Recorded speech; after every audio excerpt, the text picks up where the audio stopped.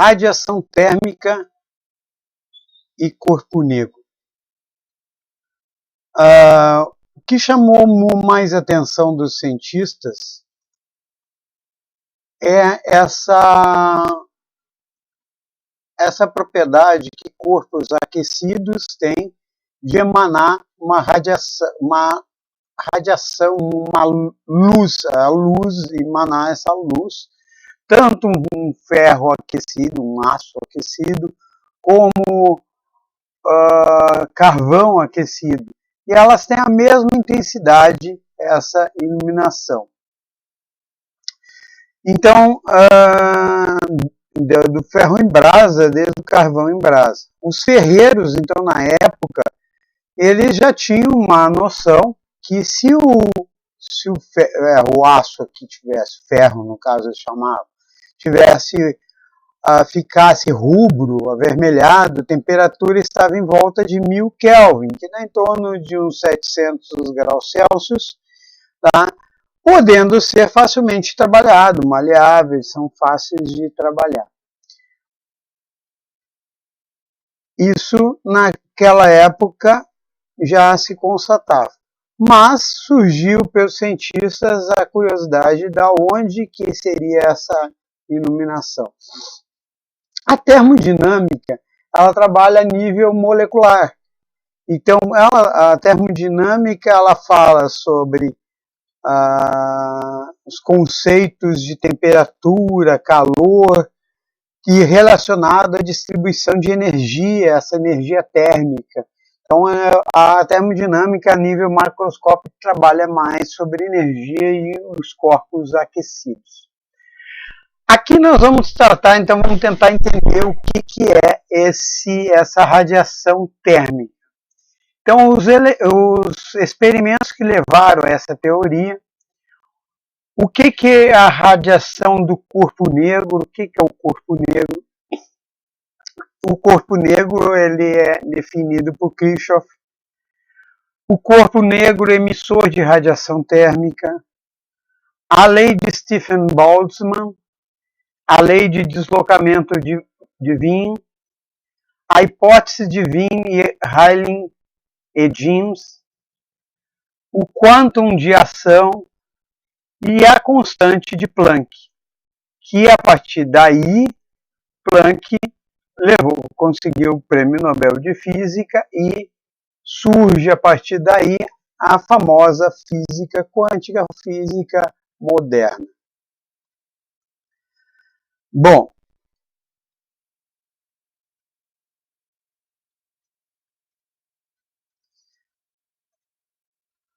no início do século XIX, acreditava-se que o calor era um fluido. E esse fluido era chamado de calórico. Então, o calor era esse fluido calórico, que tão tênue e sutil que ele era, esse calor, se deslocava quase livremente entre os corpos, entre as moléculas dos sólidos. Se imaginava que as moléculas eram porosas e tinham vazios e que o calórico atravessava as moléculas dos sólidos. No caso dos líquidos e gases, por convecção, as próprias moléculas eram aquecidas. Então, foi no século XIX, tá, em costume se distinguiu o calor sendo em dois tipos definidos, que é o calor sendo chamado de calor luminoso e calor obscuro. Mas por que isso? Calor luminoso e calor obscuro tem a ver com o calor emitido por um corpo que não estava emitindo luz. E o calor luminoso era aquele corpo que estava emitindo luz. Então, até as primeiras metades do século XIX, a natureza da radiação era totalmente compreendida como com estudo de espectro de radiação térmica. Então não se tinha ainda essa distinção. As curvas que descrevem a intensidade da radiação emitida de um corpo passa de descontinuidade, possa se transformar em calor, com radiação de calor obscuro ou calor luminoso. A termodinâmica, que a gente sabe que a termodinâmica tende a nos diz que os corpos tendem a ficar em equilíbrio térmico. O corpo mais quente transfere energia para o corpo mais frio até atingirem esse equilíbrio térmico. Isso é conhecido como a lei zero da termodinâmica. Bom, e daí? O que é, então, surgiu o corpo negro? O corpo negro, na realidade, é um objeto teórico que considera um objeto. Aqui eu até botei uma esfera aqui que é usada, não deixa de ser, a ideia não deixa de buscar a idealização do corpo negro nessa esfera. Ela é usada para cálculo de temperatura de ambientes onde tem radiação térmica. É uma esfera de 4 polegadas que dá 100 milímetros de diâmetro, e ela é fosca, preta fosca, com a ideia do corpo negro. E tem uma entrada, um orifício aqui, no caso, nessa esfera é colocado um termômetro bem no centro dela, para captar justamente a radiação que está concentrada dentro. A ideia do corpo negro é essa aqui, onde tem uma incidência pelo orifício, uma incidência da radiação, e ela fica presa dentro do corpo negro. Porque o corpo negro é aquele corpo que absorve e reflete toda a energia térmica. Então, quando a radiação térmica, quando a radiação prende, ele vai refletir toda essa radiação, aquecendo esse corpo negro. Bom, a compressão, então, desse espectro de radiação, em outras das indagações não respondidas pela física do século XIX, começou com a compreensão da natureza do calor. A radiação emitida de um corpo, devido à sua temperatura, é chamada de radiação térmica. Todo corpo emite radiação para o meio que o cerca e também absorve dele, desse meio. Se um corpo está inicialmente mais quente que o meio, ele irá esfriar. Porque a taxa de emissividade de energia excede a taxa de absorção. Quando o equilíbrio é atingido, a taxa de emissão e absorção são iguais. A matéria, no seu estado condensado, isto é, sódio líquido, tá? Emite espectro contínuo de radiação. O espectro é praticamente independente do material do corpo, mas bastante da temperatura. A radiação ela é independente do material, do seu volume, e só diretamente a sua temperatura. Nós vamos ver mais para frente que isso tem a ver com a frequência que é da emissão da radiação, que é proporcional diretamente à radiação. O corpo negro é uma idealização do corpo ideal, que emite a absorção da radiação térmica ao seu redor. Kirchhoff. Quem era Kirchhoff? Gustavo Robert Kirchhoff. e ele que idealizou o corpo negro, com a ideia justamente de ser um corpo que toda a energia é absorvida e toda a energia é refletida, sem que tenha variação. Tá? Então, a radiação da luz e de calor já estavam estabelecidas até 1859.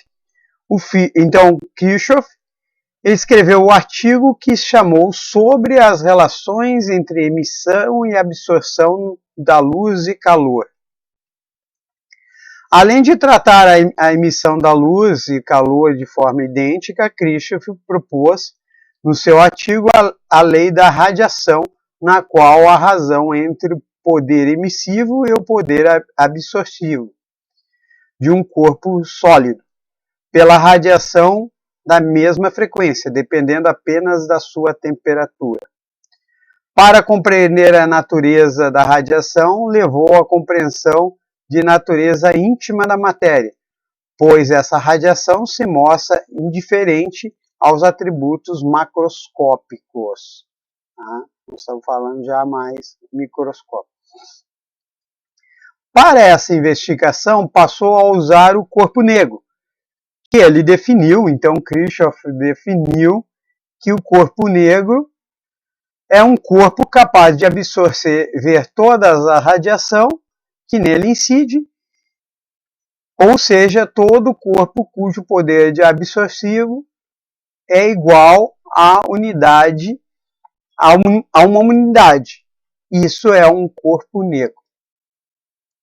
Kirchhoff demonstrou ainda que o corpo negro absorve todas as frequências de radiação nele incidente e também emite todas as frequências dessa radiação.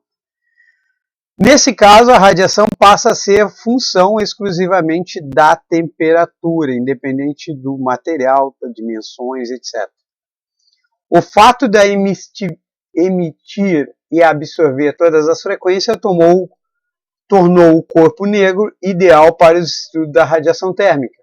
Um corpo que excluísse algumas frequências na emissão ou absorção da radiação implicará estritamente a generalidade do estudo. Uma cavidade com um pequeno orifício, aquela cavidade aqui, então nós temos aqui a cavidade, um pequeno orifício, uma cavidade. A radiação que entra nesse orifício, ela fica presa dentro desse corpo idealizado, a caixa de um corpo negro. E dificilmente ela vai conseguir sair. Tá? Então, ele idealizou esse tipo de corpo negro. Construiu, né? Então, ele tentou fazer o mais próximo possível um corpo que não emitisse essa radiação. Essa foi a ideia de Kirchhoff, para ele calcular as radiações térmicas. Bom, o corpo negro é emissor de radiação térmica. Uma afirmação comum é que o corpo negro não emite luz. Por ele ser negro, não emite luz. Mas isso está incorreto. Costuma dificultar a compreensão de algumas ideias. Tá? Então não é bem assim. Um corpo emite luz quando a radiação por ele emitida é assim percebida pela nossa retina e descodificada pelo nosso cérebro. Então aqui a gente sente a luz emitida pelos nossos olhos. Tá? Então a luz emitida, o que reflete a gente tem a noção da forma do corpo, das cores. Qualquer material emite radiação percebida com a luz nos nossos olhos. A sua temperatura atinge cerca de 1700 Kelvin. A cor da radiação que ele emitirá será sempre a mesma, o vermelho de pouco brilho, seja uma barra de ouro ou um pedaço de carvão. O ouro ou o carvão, a luz emitida pelo corpo, será intensa, branca, levemente amarelada, como a luz do sol, quando a temperatura atingir 6.000 graus. Aqui nós temos as temperaturas, aqui esse gráfico aí é pela intensidade de emissividade e a frequência. E aqui nós temos com os gráficos com relação à temperatura.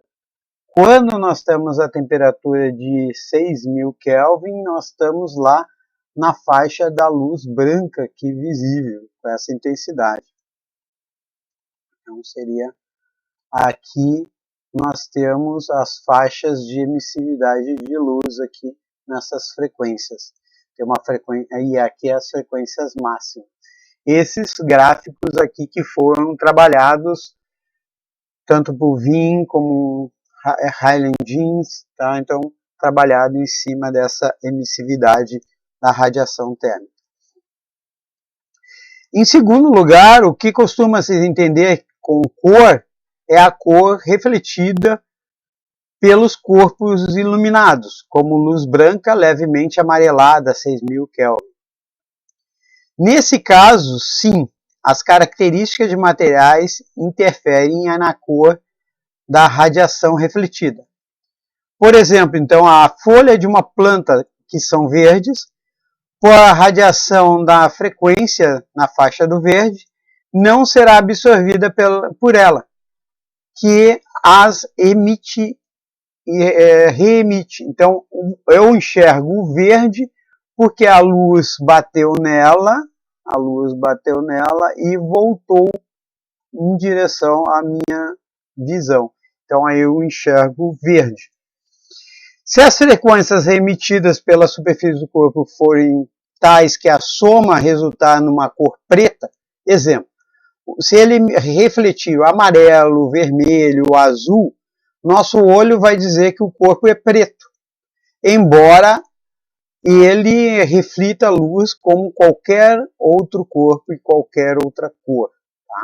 Então, essa é a questão da luz que a gente enxerga. Bom, agora as leis, a lei de Stephen Boltzmann. Quem é Stephen e Boltzmann? São dois físicos, tá? Um matemático austríaco, esloveno, e outro físico austríaco, que é o Eduardo Boltzmann. Bom, esse aqui trabalhava mais na parte experimental, e esse aqui mais matemático, com termodinâmica e estatística. Então, em 1879,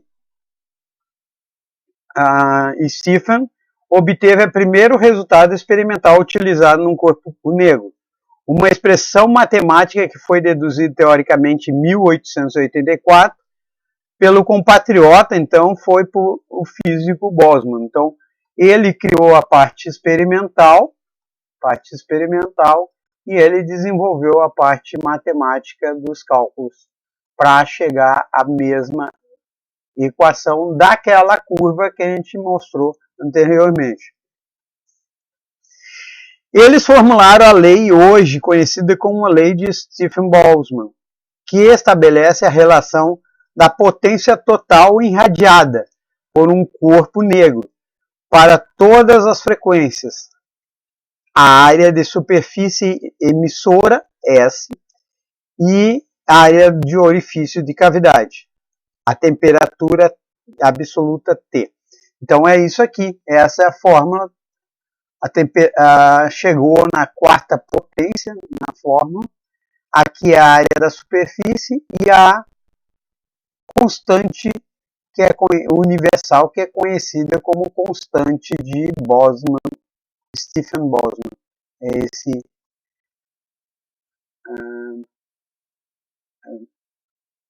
essa constante aqui, tá? Então, potência total, área do orifício da cavidade, temperatura absoluta em Kelvin e constante universal. Bom, mas isso eles estavam considerando um corpo negro, tá? Estavam considerando um corpo negro. No caso que o corpo não é negro, eu tenho que considerar a emissividade do outro material, que seria essa letra epsilon aqui na fórmula, que é colocada na fórmula para tratar da emissividade.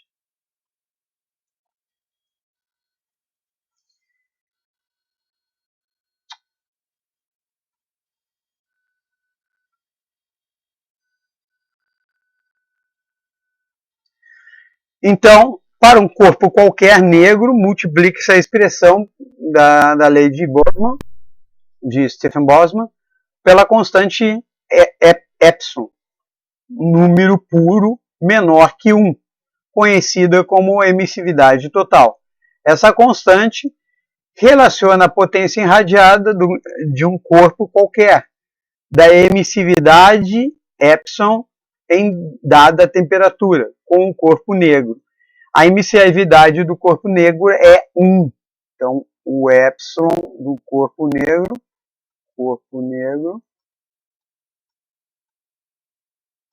é igual a 1.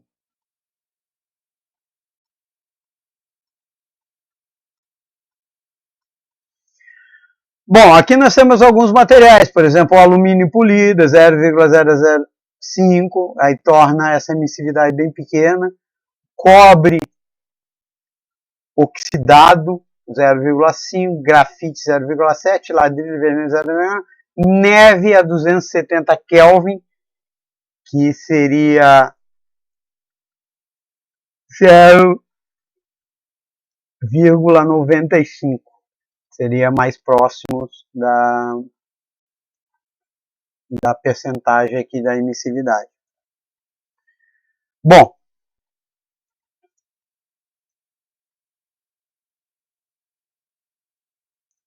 o que isso aí nos leva? Então, como não há corpo absolutamente isolado, além de emitir radiação devido à temperatura, todo corpo também absorve radiação vinda do ambiente. Então, todo corpo absorve essa radiação. Se a gente considerar isso, se no ambiente tivermos a temperatura T0, se eu considerar a temperatura do ambiente, então T0,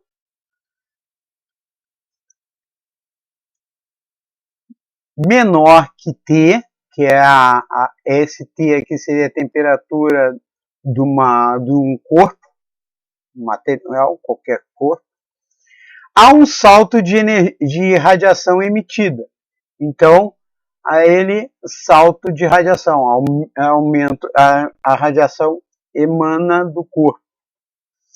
Quando ele tiver as mesmas temperaturas, o salto é nulo, está em equilíbrio térmico. Quando a temperatura do material é menor que a temperatura do ambiente, o saldo é negativo, ou seja, o corpo absorve mais radiação do que emite. Bom, a gente considerando aqui nas fórmulas, nós chegamos que a variação, justamente essa da radiação emitida, é diretamente proporcional à variação da quarta potência das temperaturas do ambiente e do corpo. Então, se a temperatura do corpo é maior que a temperatura do ambiente, se diz que o corpo está cedendo calor para o ambiente. Quando ele é menor, o corpo absorve calor do ambiente. Quando T é igual à temperatura do ambiente, há o famoso equilíbrio térmico.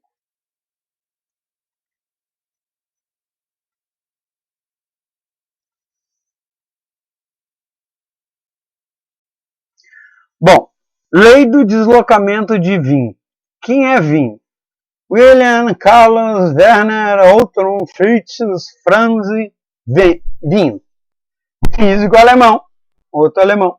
Em 1893 usou a teoria do calor e eletromagnetismo, que deduziu através dele a sua famosa a lei do deslocamento de Wien. O que trata essa lei do deslocamento? Então, é o seguinte, ele constatou que quanto eu ia subindo a temperatura, tá? Então, e teria uma intensidade emitida proporcional à frequência emanada da radiação. Nós temos determinados picos nessa temperatura proporcional à frequência. Então, descobri essa expressão matemática em função que dá origem a esse gráfico experimental. O que equivale também a provar que ela é única. Era uma questão não resolvida da física clássica até o final do século XIX. Então, essa equação que é essa aqui, ele fechou, bateu com os dados experimentais. Então, o caminho para encontrá-la começou pela linearidade observada no deslocamento dos picos das curvas de temperatura, com a frequência, que é representada por essa linha azul aqui que nós estamos vendo aqui. Então, ela é representada pela essa linha azul, que tem a ver com essa equação,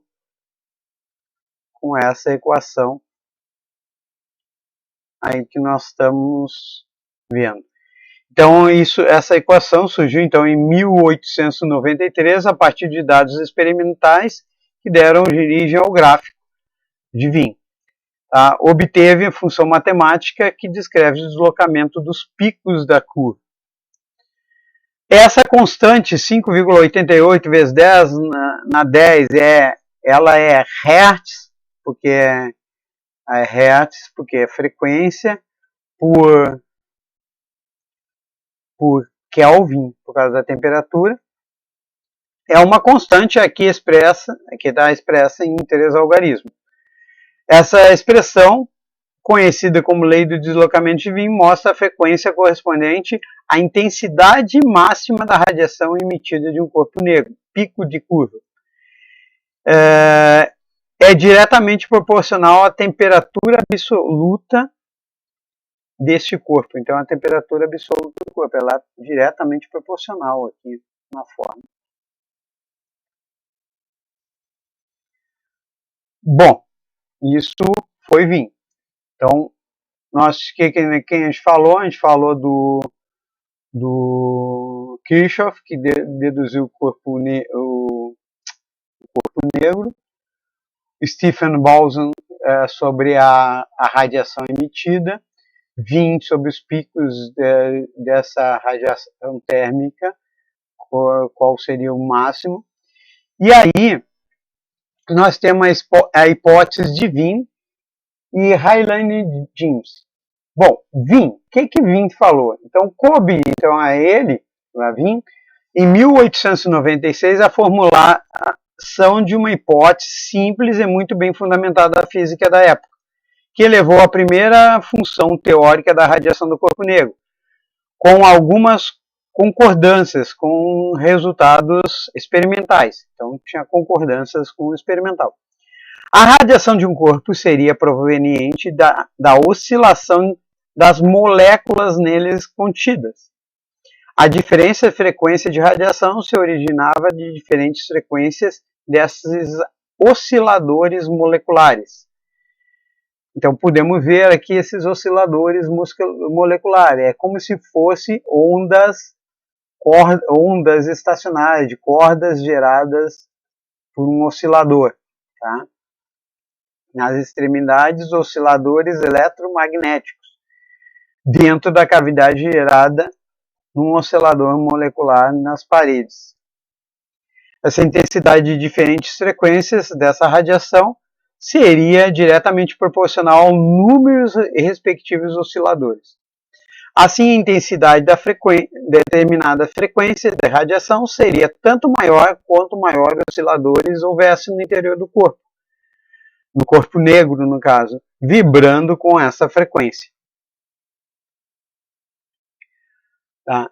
Então, a partir dessa hipótese, Wien chegou a uma expressão matemática, que estava de acordo com os dados experimentais de alta frequência, mas para baixas frequências a discrepância era enorme, tá? Então frequências baixas havia discrepância. Então o que nós estamos falando é justamente disso aqui. Os cálculos de Wien, essa curva preta, tá? É a curva experimental do corpo negro, fundamental com relação à frequência. A curva teórica prevista é a vermelha, é essa vermelha aqui. A gente está vendo que ela está tendendo a subir, infinito, não batendo com a curva teórica. Experimental, não fechando a teórica, não fechando com a experimental. Para altas frequências, até ela tinha uma concordância, tá? Então, a alta frequência ela tem uma determinada concordância. A última tentativa teórica, baseada em hipóteses da física clássica, foi em 1900 pelo Hyland, e que o Hyland é o físico, né, no caso aqui,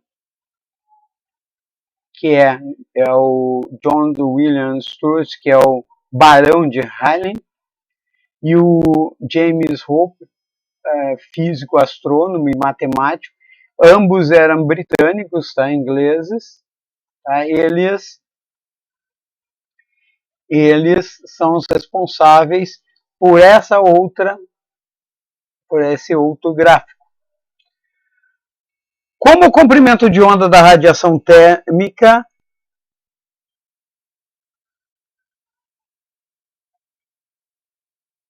Então, a radiação térmica do corpo negro deveria originar-se de ondas eletromagnéticas, também com o mesmo conceito de Wien, oscilantes dentro de cavidade de um corpo negro, gerando pelos osciladores moleculares das paredes, como ondas estacionárias.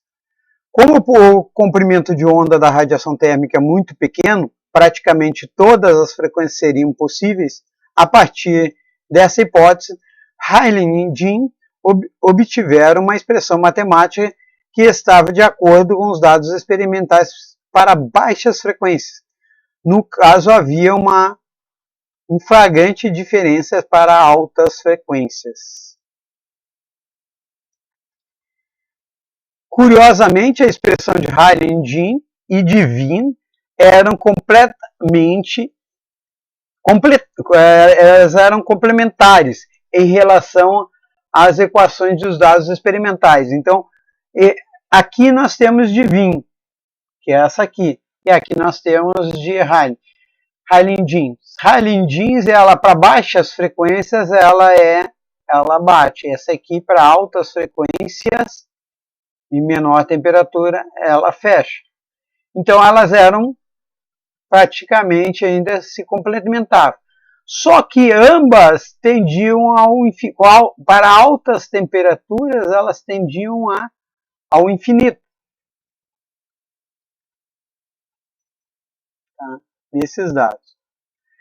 Essa tendência ao infinito, então, indiferentes em relação aos dados experimentais para altas frequências, isso aí ficou conhecido como a catástrofe do ultravioleta. Porque, de acordo com a expressão de Hyland-Jeans, a intensidade da radiação aumentava drasticamente com o aumento da frequência, tendendo ao infinito. O que, de acordo contrário, todas as evidências experimentais eram teoricamente inexplicáveis. Não havia uma explicação matemática que batesse com as teóricas. Isso aqui, o catástrofe do ultravioleta, é justamente porque, olhando nesse, passei aqui,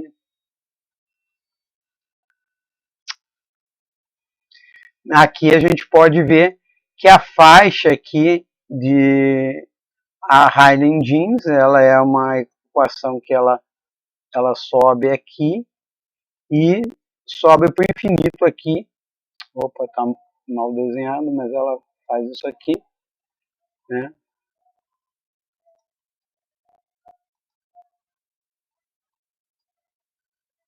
Ela tende ao infinito aqui, então na faixa já no ultravioleta. Então por isso que próximo do ultravioleta foi chamada de catástrofe do ultravioleta.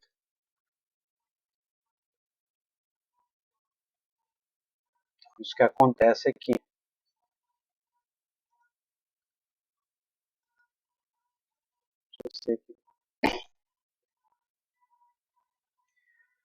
Bom, e aí? Não fechava as teorias, os cálculos com a física experimental, a realidade. Houve muitas discussões e não chegava a uma conclusão. Por que isso acontecia? Então, a parte teórica, que era essa aqui, com a parte experimental, não batia corretamente. Isso na catástrofe. Então surgiu Planck. Quem era Planck? Max Carl Ernst Ludwig Planck, alemão, físico alemão. Ele é o que é conhecido hoje como o pai da física quântica. Por esse motivo que eu vou explicar agora. Planck teve uma ideia diferente daquele. Então, a observação dos gráficos de comparação das curvas experimentais e curvas teóricas sugerem que a função procurada, que estava de acordo com os dados experimentais, deveria se originar da interpolação das expressões de Wien e Rayleigh-Jeans. O que eles queriam fazer? Unir as duas equações, interpolar elas, que fechasse com o experimental. Então eles tentaram fazer isso, mas sem muito sucesso. Mas não foi exatamente o que o Planck fez. Foi o ponto de partida de Max Planck. O primeiro passo na direção do desenvolvimento dessa teoria, que foi conhecida como a teoria quântica, em 1900, ao tentar resolver essa discordância. Ele retomou a expressão que previamente o aumento da intensidade da radiação e fez alterações consideradas alterações consistentes com a lei da termodinâmica e da lei do eletromagnetismo, tornando-se compatíveis com os resultados experimentais obtidos. Então ele pegou, considerou lá o eletromagnetismo, termodinâmica, e baseado naquilo para desenvolvimento do raciocínio ali. Planck supôs que a radiação fosse produzida por elétrons oscilando de maneira que gerasse energia de intensidade específica, múltiplas, sempre de um valor definido, que fosse função adequada da frequência da radiação. Então ele considerou que a energia do corpo era proporcional, a energia proporcional à frequência dessa oscilação. Essa energia, ele verificou que ela era quantizada. O que é quantizada? Ela era um pacote de energia emitida para cada determinada frequências. Tá?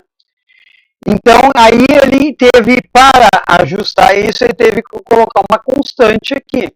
E essa constante é a famosa constante de Planck, que é esse H igual a 6,63 vezes 10 na menos 34 joules por segundo.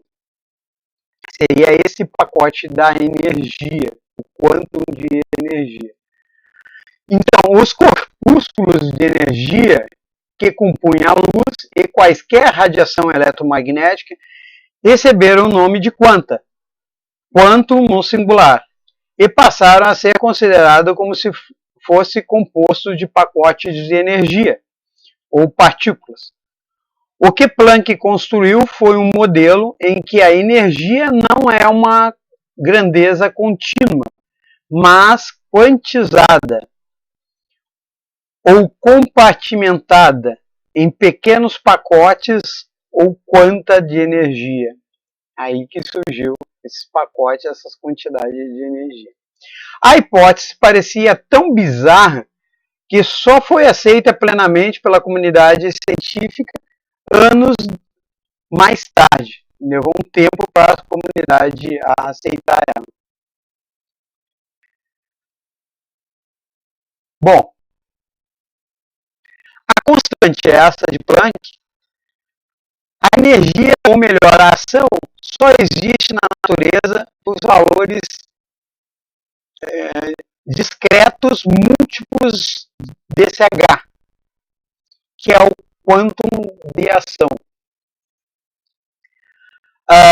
Então a constante Planck tem um significado físico tão claro como estranho e inquietador, sobretudo para a época em que foi postulado.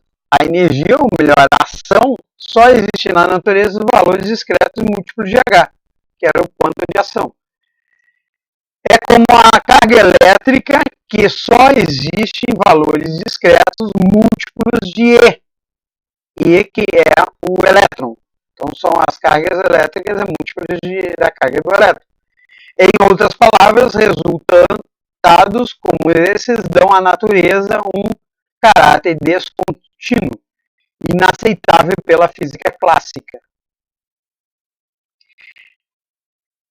Em grandeza, então a grandeza está relacionada ao princípio de minimação proposta em 1944 pelo físico francês Pierre Maupertuis, tá? Que é o princípio da minimação. O que quer dizer esse princípio? Que a natureza busca sempre gastar a menor quantidade de energia no menor intervalo de tempo possível. Algo semelhante à lei do menor esforço, muito comentado na vida do cotidiano. E foi por meio desse conceito a ação de Planck definiu sua constante H. Ele descobriu que a ação da grandeza, a natureza utilizava sempre a menor quantidade possível, tendo um valor limite, embora extraordinariamente pequeno, imposto pela própria natureza. E é esse valor. Olha o tamanho desse valor, é bem pequeno.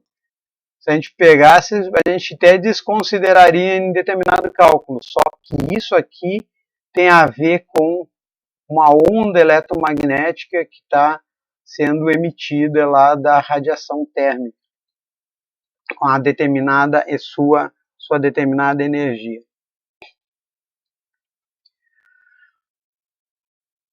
Bom, aqui nós vemos Planck, então aqui temos Planck. Temos ele aqui na conferência de Solvay, onde tinha os maiores cientistas aqui, como Einstein, como Marie Curie e demais, né? Só vemos só a Marie Curie aqui de mulher, o resto era tudo homem. Tá? E temos aqui uma frasezinha do Albert Einstein sobre Planck. Então, um homem a quem foi dada a oportunidade de abençoar o mundo com uma grande ideia criativa, não precisa de louvor da posteridade. Sua própria façanha já lhe conferiu uma dádiva maior, em que ele chegou nisso.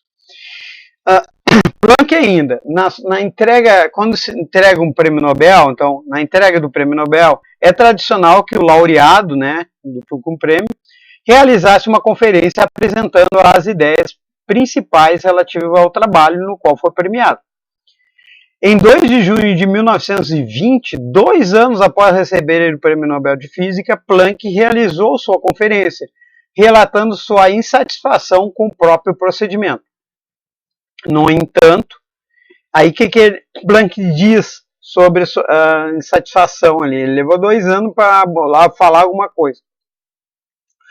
No entanto, ainda que a fórmula da radiação se mostrasse absolutamente correta, teria sido, afinal de contas, apenas uma expressão de interpolação descoberta por um feliz acaso de raciocínio,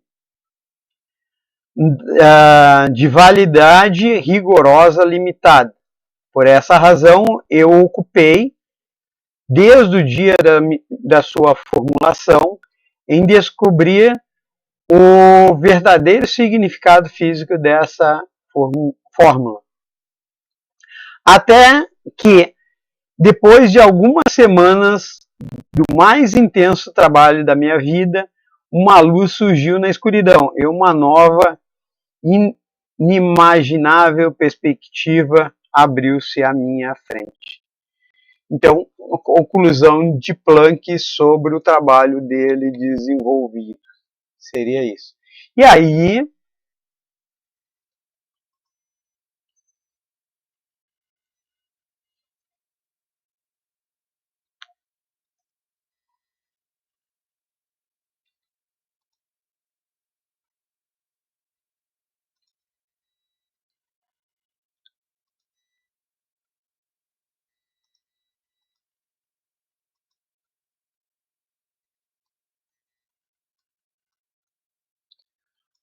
conclui-se então que a radiação térmica, ela, consequentemente, ela deu origem à física quântica, que depois, posteriormente, desenvolveu-se a mecânica quântica, tudo a nível molecular. Então, a nível atômico, que se tem hoje. Então, essa radiação térmica, considerando um corpo negro emitida, Planck considerou como pacotes de energia e ele conseguiu demonstrar que os dados experimentais estavam corretos e que a sua fórmula batia com os dados experimentais. E aí ele se consagrou como como o pai da física moderna, da física quântica. Desejo então um abraço a todos e obrigado. Seria isso.